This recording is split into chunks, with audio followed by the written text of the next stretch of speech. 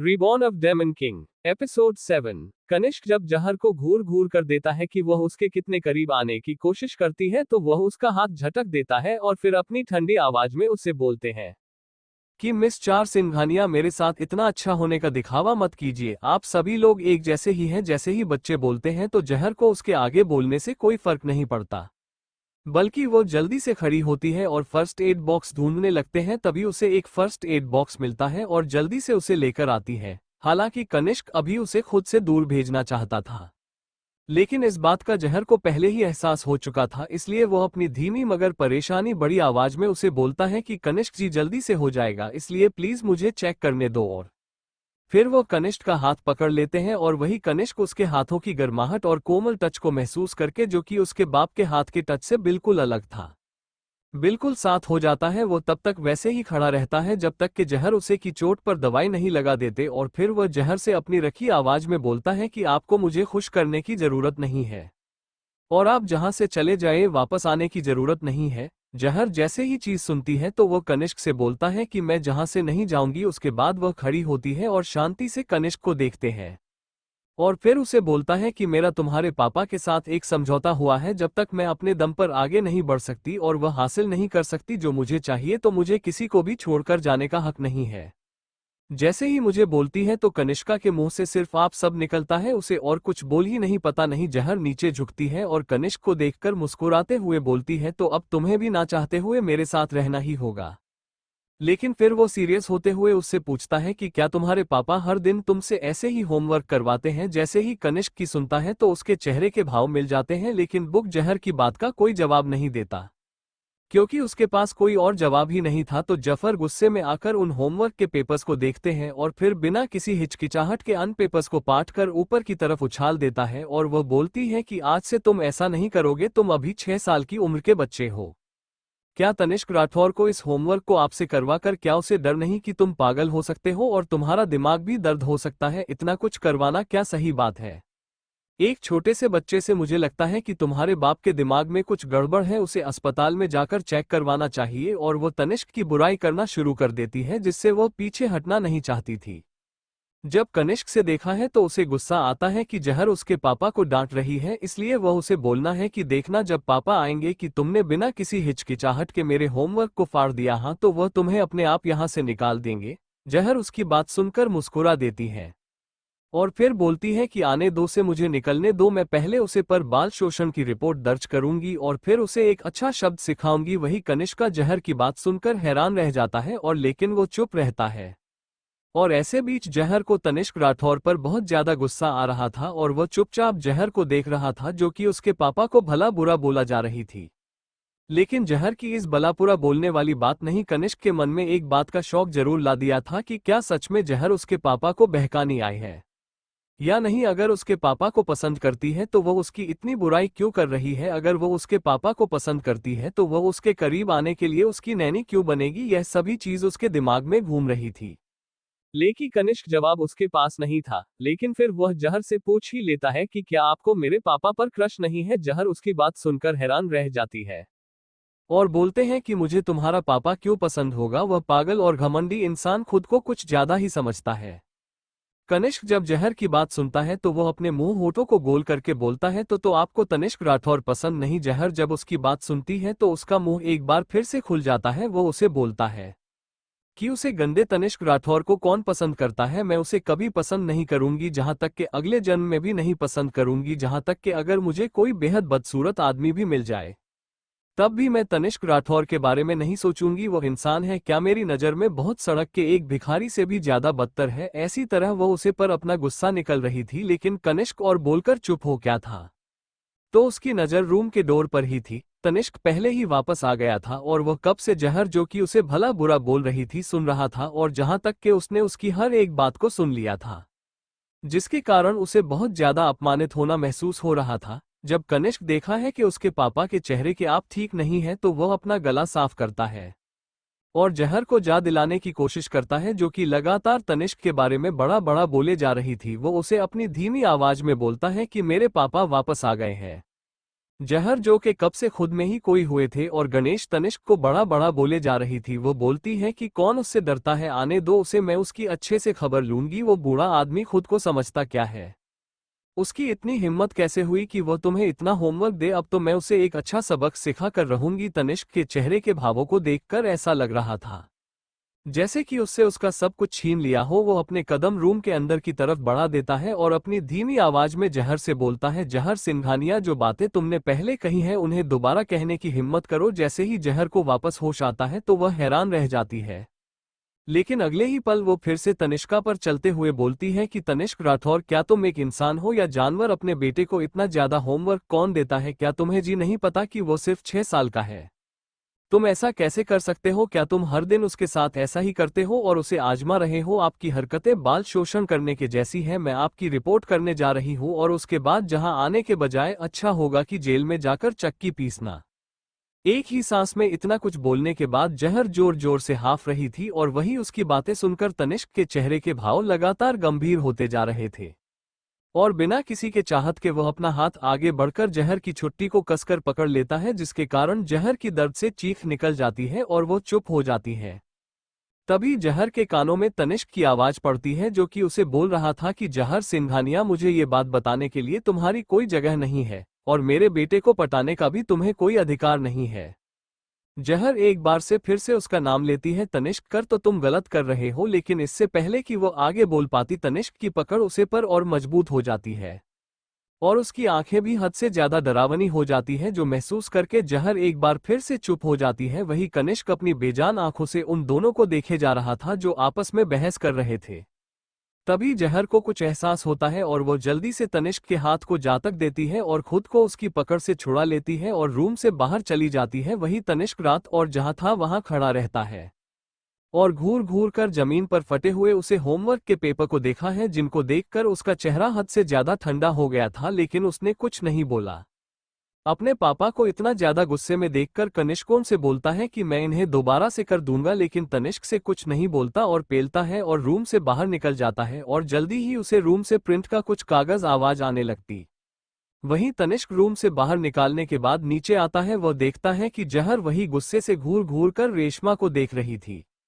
जब रेशमा ने तनिष्क को देखा तो उसका चेहरा रोने जैसा हो जाता है और वो अपनी हकलाती हुई आवाज में से बोलता है कि प्रेसिडेंट राठौर में कनिष्क को पढ़ा रही थी जब इस औरत ने अचानक से रूम में अपने कदम रखे और बिना किसी हिचकिचाहट के हमारी क्लास को बर्बाद कर दिया। उसने मेरे साथ मारपीट भी की। यह औरत तक यहाँ से चली जानी चाहिए क्योंकि हद से ज्यादा खतरनाक है। कौन जानता है कि यह कौन है और कैसी हो सकती है?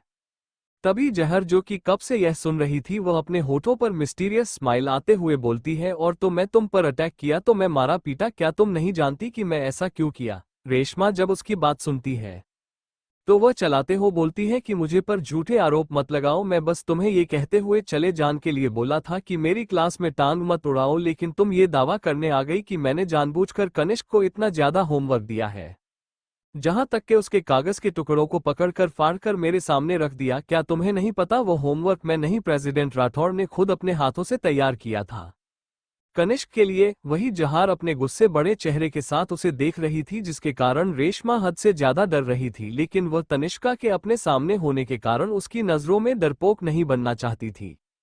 इससे पहले कि वो कुछ और बोल पाए उसके कारण में तनिष्क की आवाज पड़ती है, जो कि पर बोल रहा था, बस बहुत हुआ। वही जहर गुस्से से तनिष्क को घूर कर देखने लगती है। तभी रेशमा एक बार फिर से तनिष्क से बोलता है कि प्रेसिडेंट राठौर, मैंने जो भी बोला वो सच बोला है, और इसके बाद वह रोने लग जाती है। उसकी आंखों से आंसू बहाने लग जाते हैं। उसकी चीज क्या साफ सुनी जा सकती थी और वो अपने आंसू बड़ी आंखों से तनिष्क की तरफ देखने लगती है।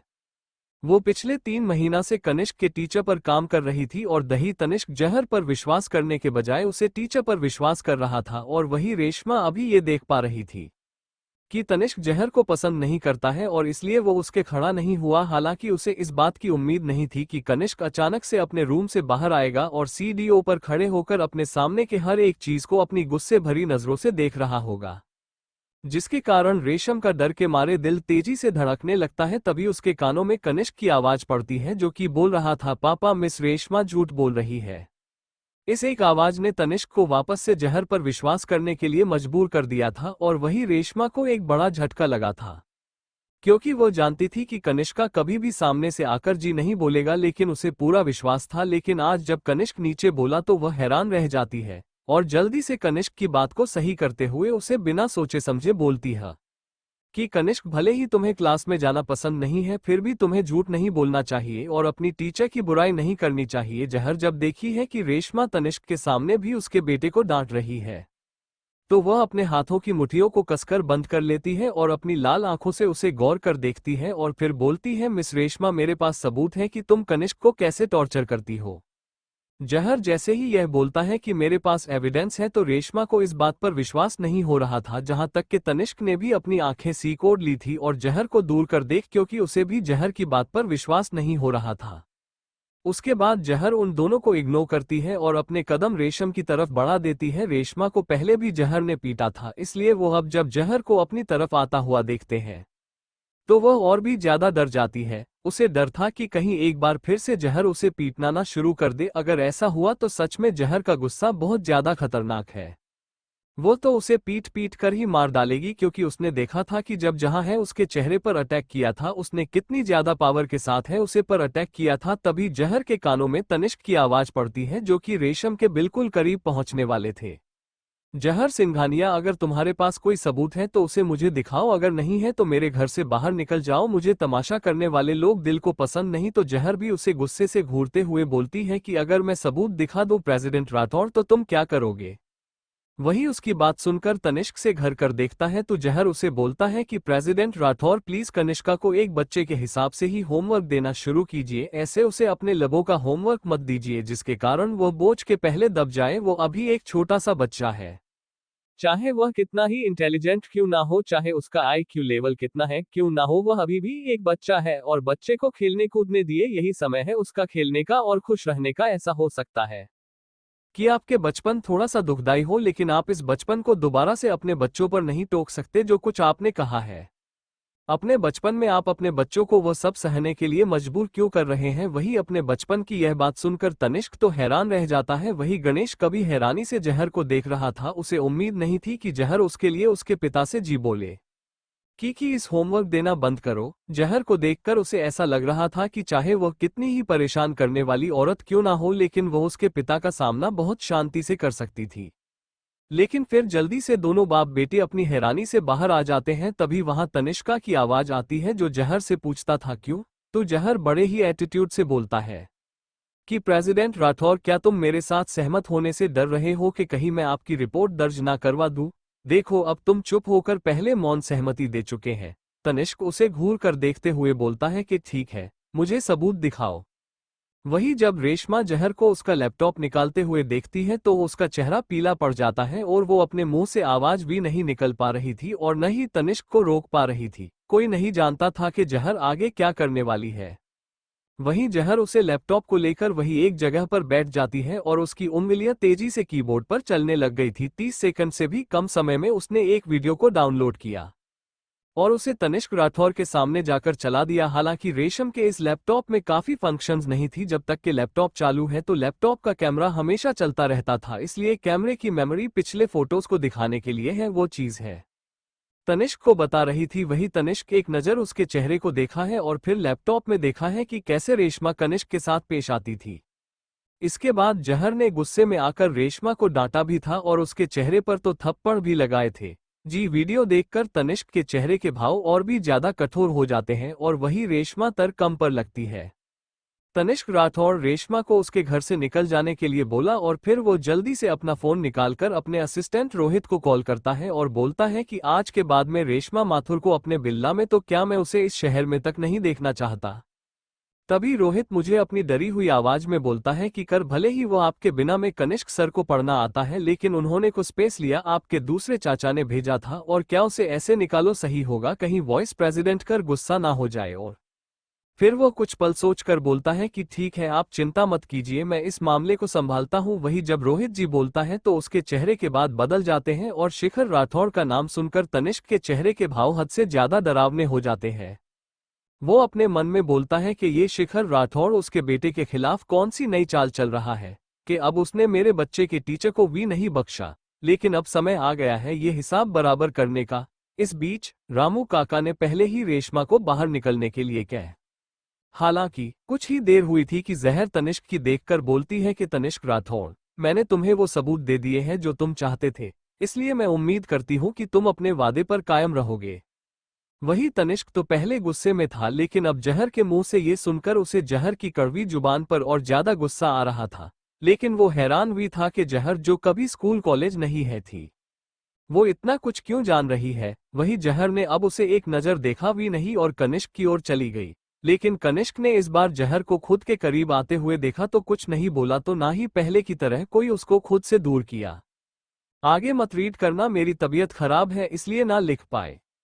जहर जैसे ही यह बोलता है कि मेरे पास एविडेंस है, तो रेशमा को इस बात पर विश्वास नहीं हो रहा था, जहां तक कि तनिष्क ने भी अपनी आंखें सीकोड़ ली थी और जहर को दूर कर देख, क्योंकि उसे भी जहर की बात पर विश्वास नहीं हो रहा था।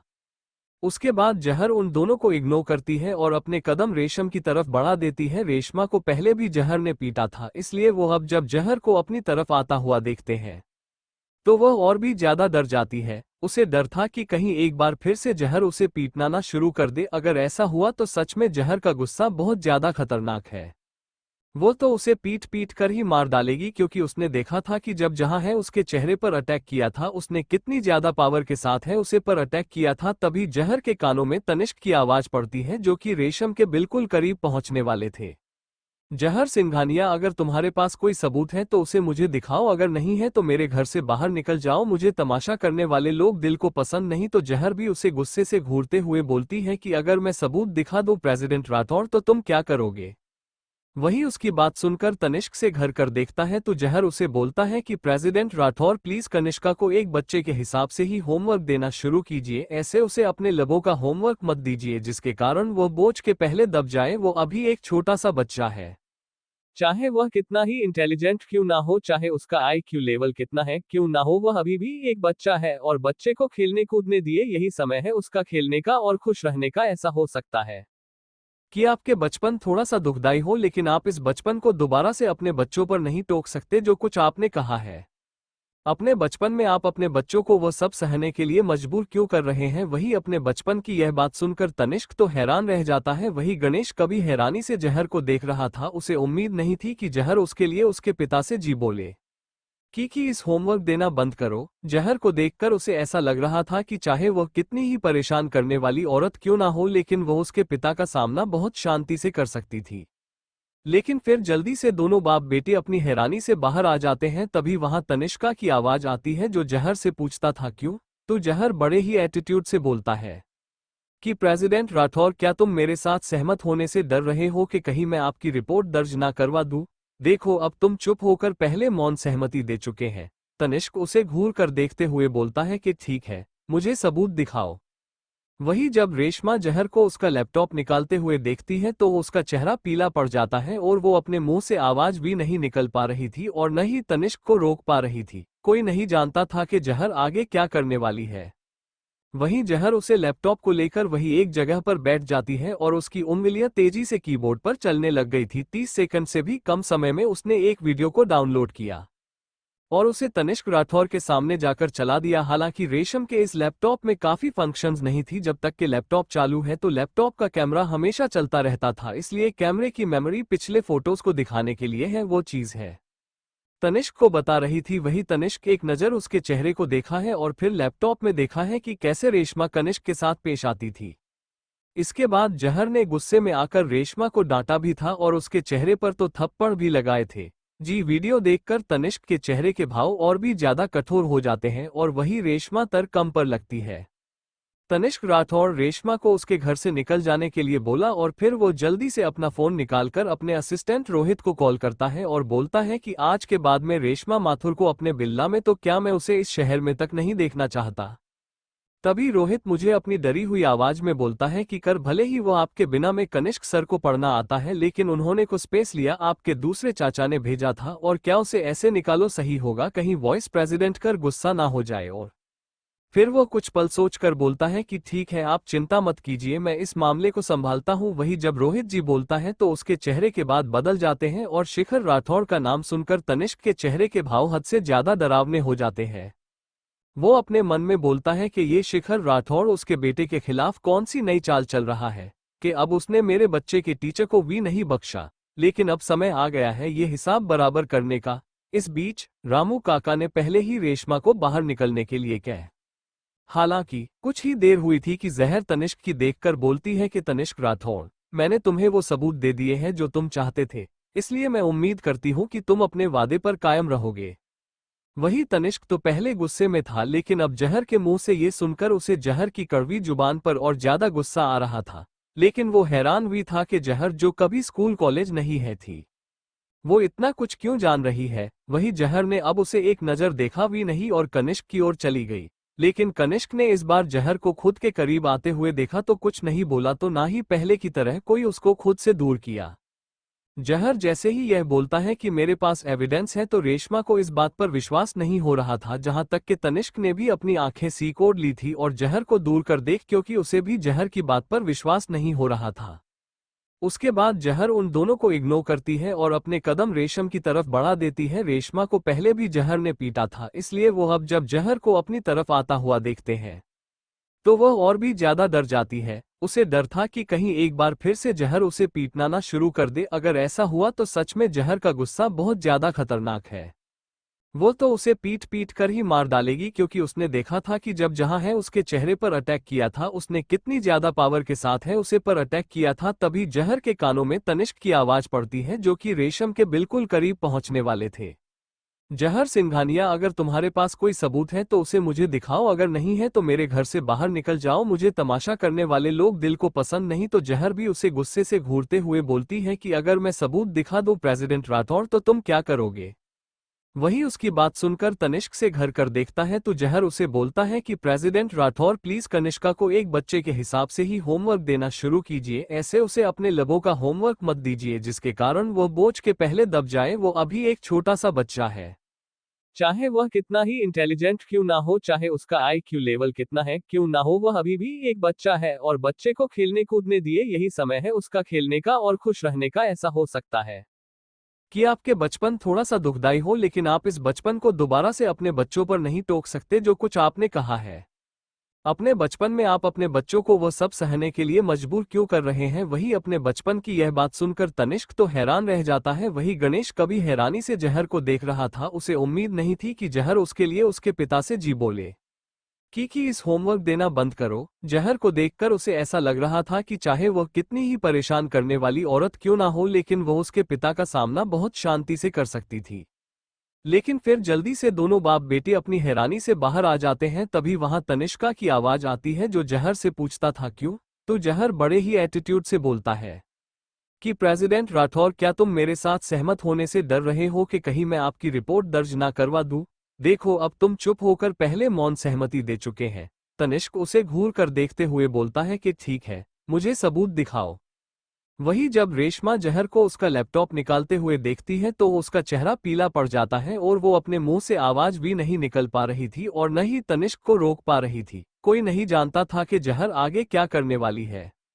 वहीं जहर उसे लैपटॉप को लेकर वही एक जगह पर बैठ जाती है और उसकी उंगलियां तेजी से कीबोर्ड पर चलने लग गई थी। 30 सेकंड से भी कम समय में उसने एक वीडियो को डाउनलोड किया और उसे तनिष्क राठौर के सामने जाकर चला दिया। हालांकि रेशम के इस लैपटॉप में काफी फंक्शंस नहीं थी। जब तक कि लैपटॉप चालू है तो लैपटॉप का कैमरा हमेशा चलता रहता था, इसलिए कैमरे की मेमोरी पिछले फोटोज को दिखाने के लिए है, वो चीज है तनिष्क को बता रही थी। वही तनिष्क एक नज़र उसके चेहरे को देखा है और फिर लैपटॉप में देखा है कि कैसे रेशमा कनिष्क के साथ पेश आती थी। इसके बाद जहर ने गुस्से में आकर रेशमा को डांटा भी था और उसके चेहरे पर तो थप्पड़ भी लगाए थे। जी, वीडियो देखकर तनिष्क के चेहरे के भाव और भी ज्यादा कठोर हो जाते हैं और वही रेशमा कम पर लगती है। तनिष्क राठौर रेशमा को उसके घर से निकल जाने के लिए बोला और फिर वो जल्दी से अपना फोन निकालकर अपने असिस्टेंट रोहित को कॉल करता है और बोलता है कि आज के बाद में रेशमा माथुर को अपने बिल्ला में, तो क्या मैं उसे इस शहर में तक नहीं देखना चाहता। तभी रोहित मुझे अपनी डरी हुई आवाज में बोलता है कि कर, भले ही वो आपके बिना में कनिष्क सर को पढ़ना आता है, लेकिन उन्होंने को स्पेस लिया, आपके दूसरे चाचा ने भेजा था, और क्या उसे ऐसे निकालो सही होगा, कहीं वॉइस प्रेसिडेंट कर गुस्सा ना हो जाए। और फिर वो कुछ पल सोचकर बोलता है कि ठीक है, आप चिंता मत कीजिए, मैं इस मामले को संभालता हूँ। वही जब रोहित जी बोलता है तो उसके चेहरे के बाद बदल जाते हैं और शिखर राठौड़ का नाम सुनकर तनिष्क के चेहरे के भाव हद से ज्यादा डरावने हो जाते हैं। वो अपने मन में बोलता है कि ये शिखर राठौड़ उसके बेटे के खिलाफ कौन सी नई चाल चल रहा है कि अब उसने मेरे बच्चे के टीचर को भी नहीं बख्शा। लेकिन अब समय आ गया है ये हिसाब बराबर करने का। इस बीच रामू काका ने पहले ही रेशमा को बाहर निकलने के लिए कहा। हालांकि कुछ ही देर हुई थी कि जहर तनिष्क की देखकर बोलती है कि तनिष्क राठौड़, मैंने तुम्हें वो सबूत दे दिए हैं जो तुम चाहते थे, इसलिए मैं उम्मीद करती हूँ कि तुम अपने वादे पर कायम रहोगे। वही तनिष्क तो पहले गुस्से में था, लेकिन अब जहर के मुंह से ये सुनकर उसे जहर की कड़वी जुबान पर और ज्यादा गुस्सा आ रहा था। लेकिन वो हैरान भी था कि जहर, जो कभी स्कूल कॉलेज नहीं है थी, वो इतना कुछ क्यों जान रही है। वही जहर ने अब उसे एक नजर देखा भी नहीं और कनिष्क की ओर चली गई। लेकिन कनिष्क ने इस बार जहर को खुद के करीब आते हुए देखा तो कुछ नहीं बोला, तो ना ही पहले की तरह कोई उसको खुद से दूर किया। जहर बिना किसी बात के नीचे झुकती है और कनिष्क के बालों को सहलाने लगती है और फिर अपनी मीठी आवाज में उसे बोलता है कि कनिष्क, अब तुम्हें ज्यादा होमवर्क नहीं करना पड़ेगा, तुम्हें कोई जरूरत नहीं है। तुम्हें हर दिन घर पर भी रहने की जरूरत नहीं है। तुम अपने स्कूल वापस जा सकते हो और अपने दोस्तों के साथ खेल सकते हो। इस उम्र में तुम्हें हर दिन खुश रहना चाहिए। अगर कोई तुम्हें ये काम करने के लिए मजबूर करता है तो बस मुझे बताओ और मैं उन्हें डांटने में तुम्हारी मदद करूंगी। नहीं। उसकी बात सुनकर तनिष्क को उसकी मजाक उड़ाने वाली हंसी हंसता है, तो जहर उसे पूरी तरह से इग्नोर कर देती है, जैसे कि वह वहां पर हो ही ना। और फिर कनिष्क से एक बार फिर से बोलती है कि वह और पहले की तरह, थैंक यू कनिष्क, कर तुम इस मामले में मेरा साथ नहीं देते तो शायद तुम्हारा ये घटिया बाप मेरी बात पर विश्वास न करता। ये बात उसने बहुत धीरे थे कही थी, जिसे सिर्फ कनिष्क ही सुन सकता था। उसके बाद वो कुछ सोचती है और अपनी कोट की जेब से एक कैंडी निकलती है और फिर उसको कनिष्क को दे देती है, जो कि एक भालू की तरह थी। फिर जैसे ही कनिष्क अपना हाथ आगे करता है तो जहर उसकी हथेली पर उसे कैंडी को रख देती है। जैसे ही कनिष्क की नज़र उस कैंडी पर नजर पड़ती है, ना जाने क्यों उसका दिल गर्म हो जाता है। कनिष्क अभी उसे कैंडी को देख ही रहा था कि तभी उसके कानों में जहर की आवाज पड़ती है, जो कि उसे बोल रही थी कि फिलहाल के लिए तो मेरे पास चाहिए एक है और ये तुम्हें अच्छी भी लगेगी। कल मैं तुम्हारे लिए और अलग अलग स्वाद वाली कैंडी लेकर आऊंगी जो कि तुम्हें और भी पसंद आएंगे। और फिर वो मुस्कुरा देती है। वही कनिष्क अभी अपनी जगह पर जम जाता है। उसने कभी कैंडी नहीं देखी थी और शांति से खड़ा होकर उसे कैंडी को ही घर घर कर देख रहा था। वो अभी बहुत ज्यादा छोटा था, इसलिए उसे जो भी दिया जाता था खाने के लिए वो तनिष्क ही उसके लिए लाता था, और जब फिर उसे चीज की जरूरत होती थी वो अपने आप उसे पर आ जाती थी। हर कोई उसका ध्यान अपनी तरफ करने के लिए बिना किसी की परवाह किए कि उसे क्या पसंद है या क्या पसंद नहीं है, उसको वो चीज ला देता जो कि उसे बिल्कुल भी पसंद नहीं होती थी। वो लोग सिर्फ कृष्णा किसी तरीके से उसके करीब जाकर तनिष्क तक पहुंचाना चाहते होते थे, जिसके कारण उसे हद से ज्यादा नफरत होती थी। तभी उसके कानों में जहर की आवाज पड़ती है, जो कैसे बोल रही थी कि अब मैं रात का खाना बनाने जा रही हूँ, जब बहुत प्यार हो जाएगा तो मैं तुम सबको आवाज लगा दूंगी, ठीक है। और फिर कनिष्क के बालों को सहलाती है और मुस्कुराते हुए उसकी गाल पर चुटकी काट लेती है और वहां से चली जाती है। उसे देखकर कोई भी नहीं बता सकता था कि इस समय उसके मन में क्या चल रहा है। नहीं, जहर को भी कनिष्क की स्किन त्रिश और चाहत की तुलना में बहुत ज्यादा नर्म और पतली लग रही थी, जिनके कर्म से अपने दिल में थोड़ा सा दर्द महसूस होता है। और फिर वह अपने मन में जी विचार बना लेती है कि वो अब अपने बेटे के शरीर को ताकतवर बनाकर ही रहेगी। जल्द ही वो तनिष्का के पास से गुजरकर किचन की ओर बढ़ जाती है। वही तनिष्क जो कि कब से जहर को देख रहा था, जब वह जहर को खुद को इस तरह से इग्नोर करते हुए देखा है तो वो ये बर्दाश्त नहीं कर पाता कि कोई उसे इग्नोर कर रहा है, और बिना जीजा के और सोचे समझे वो कनिष्क के सामने ही उसकी कलाई को पकड़ लेता है। जहर ये देखती है तो उसके होठों पर खतरनाक मुस्कान आ जाती है और वह अपनी ठंडी आवाज में उसे बोलता है कि प्रेसिडेंट राठौड़, अगर तुम इसी तरह मेरे साथ हरकत करते रहे तो लोग चीज सोचने पर मजबूर हो जाएंगे कि तुम्हें मुझ में इंटरेस्ट है। जैसे ही तनिष्क उसकी के बात सुनता है तो उसे बहुत ज्यादा गुस्सा आता है। वो उसका हाथ जल्दी से छोड़ देता है और अपने दांत पीछे कर उसे देखने लग जाता है और अपने मन में बोलता है कि भले ही दुनिया की सभी औरतें खत्म क्यों न जाए, लेकिन फिर भी उसे कभी भी जहर में इंटरेस्ट नहीं आएगा। हालांकि जहर को उसे इस तरह से इग्नोर करते हुए देखकर, खुद से दूर करते हुए देखकर और उससे दूरी बनाते हुए देखकर वो कुछ नहीं कर सकता था, लेकिन उसकी इस रवैया के कारण उसे अपने दिल में बहुत ज्यादा बेचैनी महसूस होती थी, जो वह समझ नहीं पा रहा था और ना ही किसी को बता सकता था। तनिष्क के पास एक कॉल आती है और वो बिना डिनर किया ही वहां से चला जाता है। वही जहर डिनर तैयार करती है और उसे डाइनिंग टेबल पर लगा देती है। लेकिन जब कनिष्क डाइनिंग टेबल पर जाता है तो उसके चेहरे के भाव बदल जाते हैं और वह ज्यादा नखरेबाज बन जाता है। बहुत अच्छी बात मानना नहीं चाहता था कि जहर बाकी लड़कियों से अलग है, इसलिए वो उसे पूरी तरह से छुटकारा पहना जाता था। वह अपनी धीमी मगर गुस्से भरी आवाज में बोलता है कि यह डिनर उतना स्वाद नहीं है जितना कि होना चाहिए। सब्जियां ज्यादा पक गई है और देखो मीट भी सख्त है कि चबाए नहीं जाएगा। इसके अलावा मछली का स्वाद मछली जैसा होता है। जी मुझे पसंद नहीं, इसको देखकर ही मुझे उल्टी आ रही है। इसी तरह सभी डिशेज में उसने कोई ना कोई नुकसान निकल ही दिया था और फिर वह बिना उसकी तरफ देख वहां से उठकर चला जाता है। जहर जब अपने बेटे की जहर कर देखते हैं तो वो एक आह भरती है, क्योंकि उसे पता था कि उसका बेटा अभी उतना उसे गले मिलेगा नहीं और उसके पास अब कुछ बोलने के लिए कोई शब्द भी नहीं थे। हालांकि उसने खाना उतना भी बुरा नहीं बनाया था जितना कि वो घर पर बनती थी, क्योंकि घर पर वो जब भी पूरा खाना बनाती थी तो वो जल ही देती थी। उसके बाद बेचारा त्रिशा ही अपनी माँ और बहन के लिए खाना बनाता था, लेकिन फिर बहुत जल्दी ही खुद को शांत कर लेती है और खुद को और हिम्मत देती है कि वो जल्दी ही अपने बेटे के दिल में अपने लिए एक अलग जगह बना लेगी। जहर अपने जाते हुए बेटे के पेट को ही घर घर देखकर देख रही थी और अपने मन में आह भर रही थी और खुद से बोल रही थी कि ठीक है, पहले से बहुत फर्क है, लेकिन धीरे धीरे मैं उसे अपने बहुत करीब ले आऊंगी, जिसके बाद वो मुझ पर विश्वास करेगा। वही बटलर राम काका जब जी देखते हैं तो जहर का उदास चेहरा उनसे बर्दाश्त नहीं हो सकता था और वो होने के पास आकर होते हैं कि जहर कनिष्क बाबा को दोष मत दो, वो हमेशा से ही तनिष्क बाबा के हाथों में प्ले बड़े हैं और इसलिए उनका स्वभाव भी पूरा का पूरा तनिष्क बाबा की तरह ही हो क्या है। लेकिन कम से कम उसने तुमसे इतने समय तक बात की, तुझे तो अच्छी बात है ना। अगर तुम्हारी जगह कोई और होता ना तो वो उसे इंसान से एक शब्द भी नहीं बोलता। जैसे ही जहर ये सुनती है तो वो मुस्कुरा कर बोलती है कि हाँ अंकल, आप सही कह रहे हैं, मैं बिल्कुल भी हार नहीं मानूंगी और अपने बेटे के मन में अपनी एक अलग जगह बनाकर ही रहूंगी।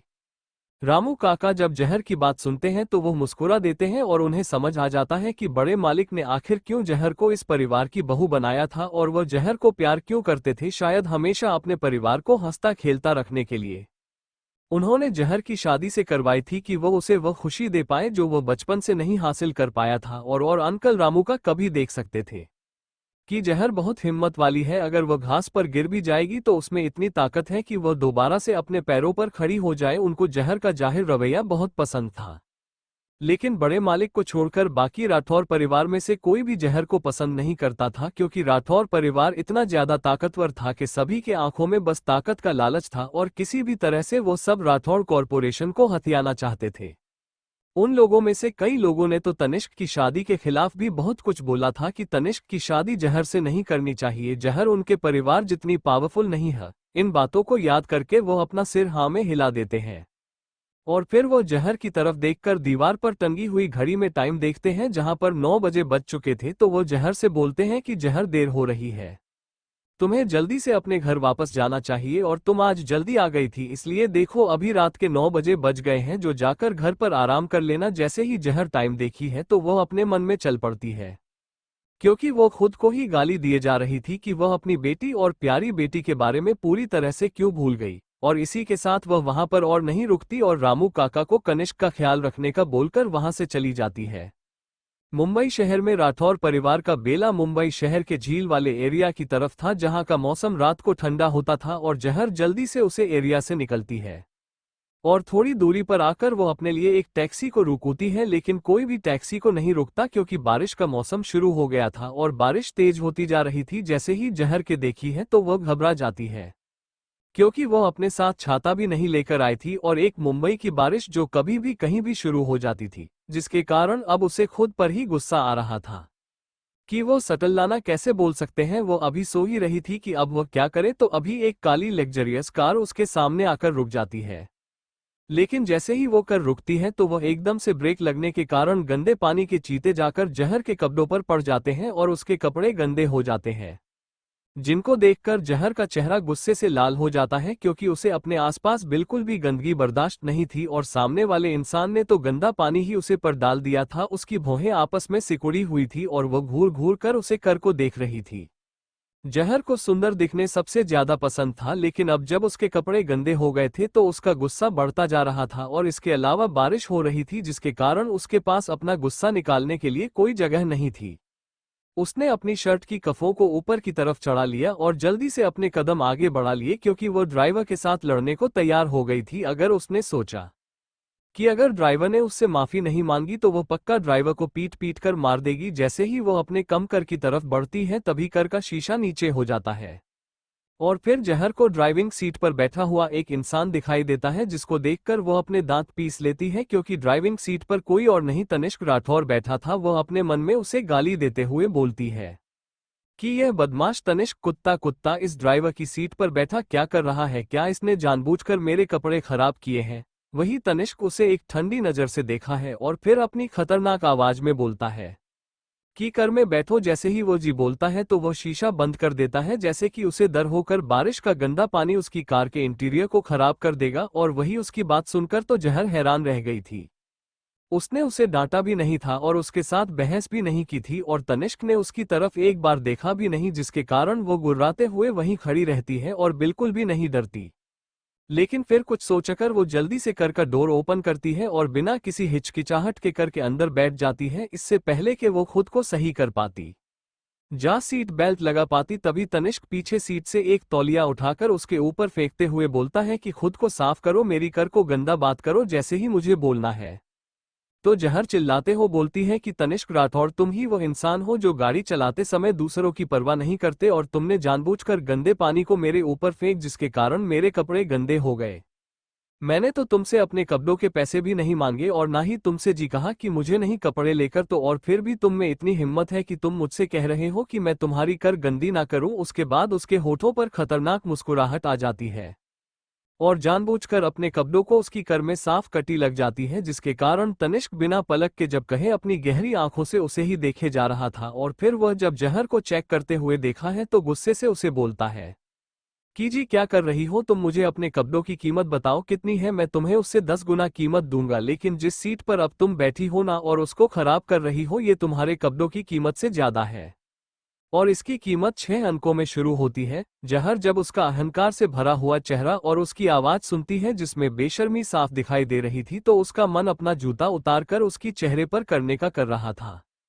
ये आदमी जहां पर जिंदा कैसे है। उसके बाद वह गहरी सांस लेती है क्योंकि अब वो उसके साथ कोई बहस नहीं करना चाहती थी। इसके अलावा उसका मन ज्यादा समय तक उसके कर में बैठकर जाने का नहीं था क्योंकि आगे मेट्रो स्टेशन था और उसने सोच लिया था कि वह वहां पर उतर जाएगी और टैक्सी लेकर अपने घर चली जाएगी और वो चुप रहना ही सही समझती है। और फिर अपनी गर्दन घूमर कर की खिड़की से बाहर देखने लगती है। बारिश तेज से तेज होती जा रही थी। अगर कनिष्क जल्दी नाता तो शायद अब तक वो ठंड से वहां काम रही होती और भी पूरी तरह से भीग चुकी होती। भी तनिष्क को भी उसके साथ बात करने में कोई दिलचस्पी नहीं थी। उसका फोन वाइब्रेट होता है तो वह अपने एयरपोर्ट को अपने कान में लगा लेता है। पूरी कॉल के दौरान वो सिर्फ चुप रहे और कभी कभी ही उसके मुंह से एक शब्द निकलता था, ममहम। कॉल काफी देर तक चली और फिर कॉल काटने के बाद तनिष्क जहर से पूछता है कि तुम अब कहाँ रहती हो। उसका बोलने का तरीका ना तो बहुत अच्छा था और ना ही बहुत बुरा था। वही जहर उसकी बात सुनकर अपनी भौहें ऊपर की तरफ उठाती है और बिना उसके टच में आए उसे घूर कर देखती है। जहर तनिष्क को घूमते हुए अब बोलती है कि तनिष्क राठौर, मुझे नहीं लगता कि मुझे तुमको अपना एड्रेस एक दूसरे को देना चाहिए क्योंकि मैं तुम्हें अपना कोई रिश्तेदार, अपना दोस्त, जपना कोई और नहीं समझते। तुम मेरे लिए कुछ भी नहीं हो तो क्यों दूं मैं तुम्हें अपना एड्रेस। वही उसकी बात तो सोना कर तनिष्क हैरान रह जाता है। वो अपने मन में यही सोच रहा था कि के पागल औरत, जब जी मुझे जानती नहीं पहचानती नहीं ही है तो इसने मेरे साथ संभोग कैसे कर लिया जिसे आप जानते ही ना हो, और उसके साथ बच्चा पैदा करना तो दूर की बात है। और इस औरत ने तो उसके बच्चे को जन्म भी दिया है। वो अंदर ही अंदर उसे गाली दे रहा था क्योंकि उसे पता था कि इस दुनिया में सिर्फ एक ही इंसान है जो कि उसके सामने ऐसी घटिया बकवास करने की हिम्मत रख सकता है और वो इंसान उसके सामने बैठा हुआ है। और फिर उसे गुस्से से घूरते हुए बोलता है कि ज्यादा इतराने की जरूरत नहीं है जहर सिंघानिया, तुम अपने बॉस के रूप में मुझे अपने घर का एड्रेस दो। एक बॉस के रूप में अपने एम्प्लॉय के घर का पता उसके पास होना जरूरी है का क्या हो। अगर कुछ गलत हो जाए मुझे तुम कहाँ मिलेगी, क्या पता तुम मेरे पैसे लेकर भाग जाए तो क्या होगा, क्या मुझे नुकसान नहीं होता। जहर को भी अब उसकी बातों से गुस्सा नहीं आया क्योंकि वह एक ऐसे इंसान के कारण अपना मूड खराब नहीं करना चाहती थी और वो टेढ़ी मुस्कुराहट के साथ उसे बोलता है कि प्रेसिडेंट राठौर, मुझे आपके परिवार में सिर्फ और सिर्फ मेरे बेटे के अलावा बिल्कुल भी दिलचस्पी नहीं है, इसलिए चिंता मत करो। वही जब तनिष्का के कानों में उसकी बात पड़ती है तो वह एकदम से ब्रेक लगा देता है और उसकी आंखें ठंडी और खतरनाक हो गए थे। तभी अचानक से उसकी कलाई को पकड़ लेता है और खींच लेता है, क्योंकि ब्रेक लगने के कारण वो शीशे से टकराते टकराते बची थी। बहुत अच्छा था कि जहर में सीट बेल्ट लगाई हुई थी, अगर सीट बेल्ट न होती तो शायद उसका सर जाकर चीज में टकरा जाता और उसे चोट लग सकती थी। वो तनिष्क पर गुस्से से चिल्लाते हुए बोलती है कि तनिष्क राठौर, क्या तुम्हें गाड़ी चलाना भी नहीं आता? अगर तुम गाड़ी चलाना नहीं जानते तो बाहर निकालकर दूसरों के लिए परेशानी क्यों करते हो? क्या तुम घर पर शांति से नहीं बैठ सकते? वही तनिष्क ने उसके गुस्से को पूरी तरह से नजरअंदाज कर दिया था।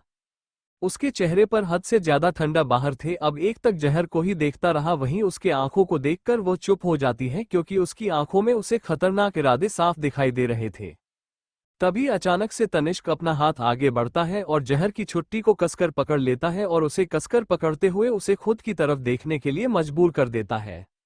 जहर कनिष्क की सगी मां थी। तनिष्क इस बात को भी इग्नोर नहीं कर सकता था और ना ही वैसे जितना सकता था, और अगर जहर लापरवाही से अपना कोई काम करती जहां पर कनिष्क के सामने अपनी आइडेंटिटी को रिवील कर देती तो तनिष्क इसे आसानी से संभाल सकता था, लेकिन मुझे बहुत ज्यादा मुश्किल भरा था, क्योंकि उसे पता था कि उसके बेटे को ही इससे नुकसान पहुंच जाएगा। वह नहीं चाहता था कि उसका बेटा हठ हो, और उसकी सोच के बता वक्त जहर उसके बेटे की मां बनने के लायक नहीं थी, इसलिए वो नहीं चाहता था जहर कनिष्क के करीब जाए। वहीं जहर कब से कनिष्क को घूर घूर कर देख रही थी कि वह कब बम की तरह फटने को तैयार हो, लेकिन तभी वो कुछ ऐसा करती है जिसके कारण कनिष्क को गुस्सा बहुत ज्यादा आता है। वो तनिष्क की कलाई को पकड़कर अपनी तरफ खींच लेती है और अपने दांत पीसकर तनिष्क से पूछता है कि प्रेसिडेंट राठौर, तुम कनिष्क के कस्टडी मेरे हाथों में देने के लिए कितने पैसे लोगे? जहर को आप कोई चिंता नहीं, ठीक है? तनिष्क कितने पैसे मांगता है? अगर उसे कुछ चाहिए था तो वह था सिर्फ अपना बेटा, और तनिष्क जितने भी पैसे मांगता जहर उसे 10 गुना रकम देने को तैयार थी।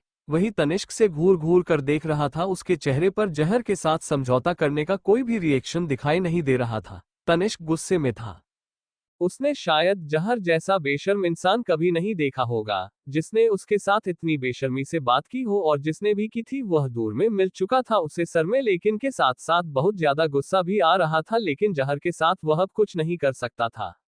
एक पल में जब उसे गुस्सा आता है तो वह अपना हाथ ऊपर उठना है। उसकी आंखें काली और डरावनी लग रही थी, लेकिन वही जहर जब उसे हाथ उठाते हुए देखते हैं तो उसके हाथ पर थप्पड़ मारते हुए बोलती है कि प्रेसिडेंट राठौर, क्या बात है?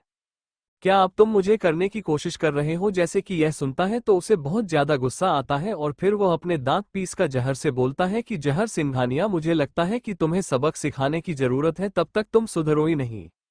लेकिन जब वह जहर को दूर कर देखता है तो उसका ध्यान जहर के गोरे चेहरे पर जाता है, जिस पर एक भी दाग नहीं था। जहर का चेहरा बहुत ज्यादा अट्रैक्टिव था, और जो भी उसे देखा एक पल में उसके चेहरे में खो जाता, और ठंड के कारण जहर का चेहरा हल्का हल्का लाल हो गया था, जो जिसे सही हो और भी ज्यादा अट्रैक्टिव लग रही थी।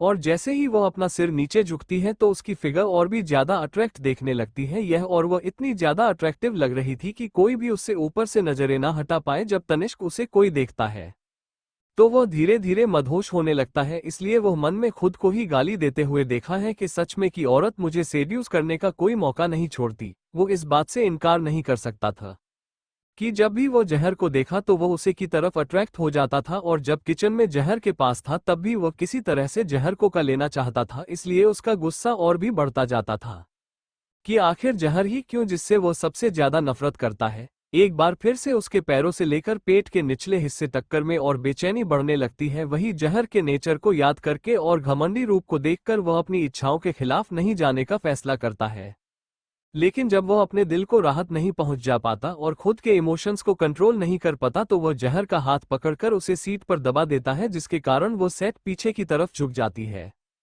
और वो खुद उसके ऊपर झुका हुआ था और कार के अंदर जगह इतनी नहीं होती। वहीं जब वो दोनों एक दूसरे कितने करीब थे तो दोनों के बीच सिर्फ कपड़ों का फैसला था, जो कि एक दूसरे की बॉडी को टच करने से रोक रहा था। तनिष्क कुछ समय के लिए थे खुद का इमोशंस को कंट्रोल करके हो सके चेहरे को घूर घूर कर देखने लगता है, लेकिन जब उसे कंट्रोल नहीं होता तो उसके रिजल्ट पतले गुलाबी होठों पर अपने होंठ रख देता है और उसे की होठों को चूमने के साथ काटने लगता है। ऐसा लग रहा था जैसे कि वह उसे पनिशमेंट दे रहा हो। वही तनिष्क की हरकत के कारण जहर हैरान रह जाती है और छूटने के लिए चटपटाने लगती है, लेकिन जितना वो छूटने के लिए छटपटाती तनिष्क उतना ही उसका फायदा उठाता, जिसके कारण जहर को के लग रहा था कि सचमुच से तनिष्क राठौड़ पागल हो चुका है। हालांकि बारिश हो रही थी और सड़क पर बहुत कम लोग पैदल चल रहे थे और रोड पर कारें नहीं थी, लेकिन इसका मतलब यह नहीं था कि वहां कोई लोग नहीं थे।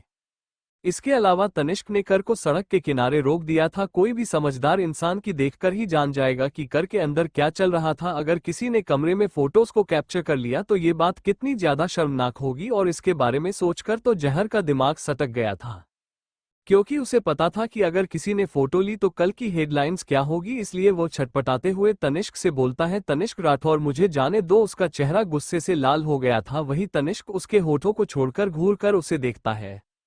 उसकी आंखें बहुत ज्यादा गहरी थी और उसके देखने का तरीका भी बहुत ज्यादा इंटेंस भरा था। उसका जहर को छोड़ने का कोई इरादा नहीं था। तभी वो कुछ ऐसा बोलता है जो कि बहुत ज्यादा शर्मिंदगी भरा था। वो शहर से अपनी मदहोश भरी आवाज में उसके होठों पर अपनी गम साल से छोड़ते हुए उससे बोलता है कि जहर सिंघानिया, क्या तुम्हें कुछ महसूस नहीं हो रहा? क्या तुम्हें वह नहीं चाहिए? जहर को घर कर देखने के साथ साथ उसकी जान से भी बड़ी होती जा रही थी, जिसके कारण जहर जब उसकी बात सुनती है तो वो गुस्से से अपने दांत पीसकर चिल्लाते हुए बोलती है कि तनिष्क राठौड़ मुझे तुम्हारे लिए कुछ भी महसूस नहीं होता। तनिष्क जैसे ही उसकी बात सुनता है तो वो गुस्से से उसे घूर कर देखता है। इससे पहले कि जहर कोई रिएक्ट करती तो तनिष्क अपनी बॉडी को और भी ज्यादा उसकी बॉडी पर प्रेस कर देता है और उसकी पतली उंगलियां जहर की स्किन पर थिरकने लगती है, जिसके कारण जहर कंपने जाती है। वो गुस्से से अपनी नजरें ऊपर उठती है और तनिष्क को घर कर देखती है तो तनिष्क अपनी उंगलियों को उसके होठों पर रखकर उसके होठों को सहलाते हुए उसे पूछता है कि जहर सिंघानिया, मुझे बताओ कि तुम्हें क्या महसूस हो रहा है। जहर को इस समय तनिष्क पर बहुत ज्यादा गुस्सा आ रहा था, क्योंकि वो देख सकती थी क्योंकि तनिष्क का व्यवहार बहुत ज्यादा गंदा था। तभी तनिष्क जहर को देखकर बोलता है, तो क्या हुआ, तुम बस मुझे ये बताओ, क्या तो मैं कुछ महसूस हो रहा है? जैसे ही जहर दे सुनते हैं तो वह विश्वास के साथ उसे देखने लगती है और वह अपने मन में सोचती है कि ये बेशर्म आदमी बार बार ये बात क्यों पूछ रहा है। हालांकि तनिष्क की नज़र में गुस्सा और नफरत दोनों ही अलग अलग थी, लेकिन वो इस समय जहर को परेशान करने का कोई मौका नहीं छोड़ रहा था। जहर अपने मन में सोच रही थी कि कहाँ फंस गई हूँ मैं। वो देख सकती थी कि तनिष्क का उसे छोड़ने का कोई इरादा नहीं है। तनिष्का जैसे जैसे टच कर रहा था तो उसकी सांसें और बीमारी होती जा रही थी और उसे ठंडक भी महसूस हो रही थी।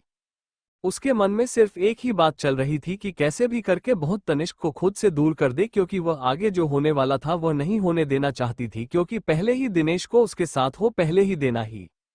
जब वह मुंबई में आई थी तो गराज में उसके साथ वह गंदी घटना कर चुका था और वह दोबारा से गंदी घटना नहीं दोहराना चाहती थी।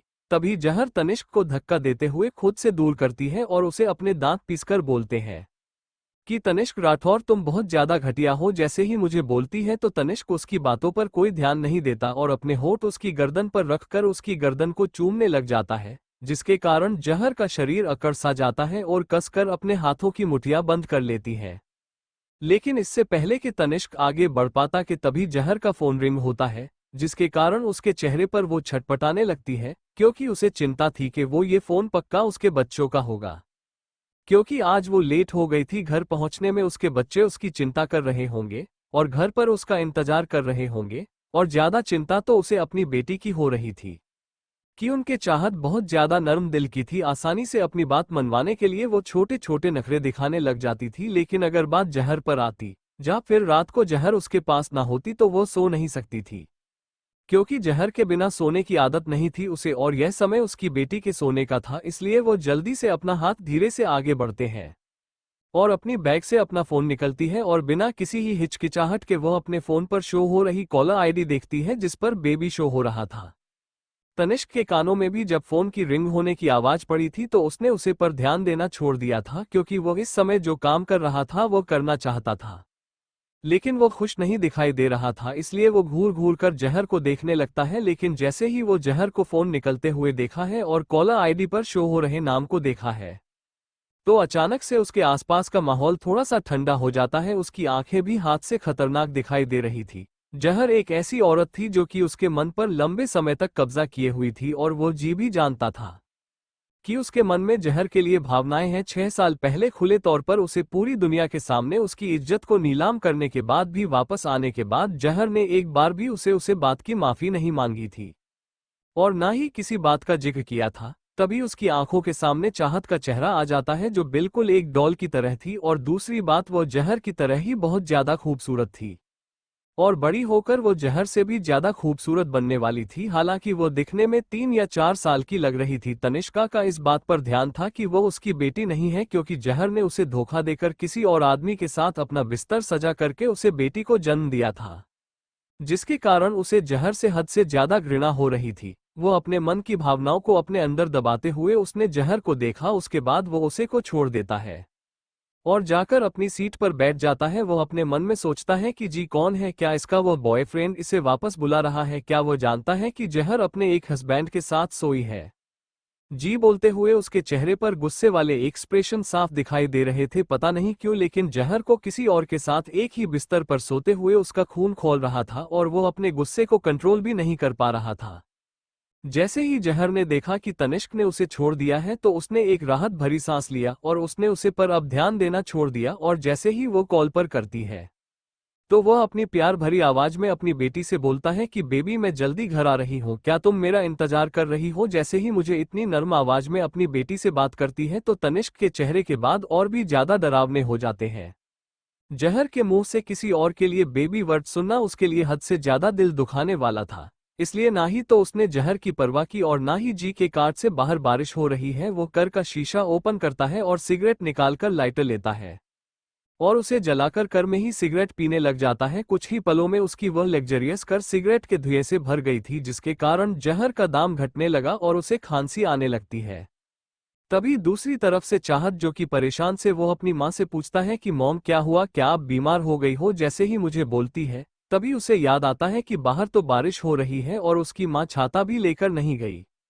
इसलिए वो जहर से बोलता है कि माँ तुम अपने लिए एक शतक खरीद लो, नहीं तो तुम भीग जाओगी। मैं एक अच्छी लड़की की तरह बेड पर जाती हूँ और सो जाती हूँ, आप मेरी चिंता मत कीजिए, मैं भाई को भी परेशान नहीं करूंगी, लेकिन प्लीज आप जल्दी घर पर आ जाए। I miss you mom, thank you for listening. मुझे उम्मीद है आपको ये स्टोरी पसंद आई होगी। अगर आपको पसंद आए है तो प्लीज लाइक और कमेंट करना ना भूलें और मोर स्टोरीज के लिए सब्सक्राइब करें। मिलते हैं नेक्स्ट वीडियो में।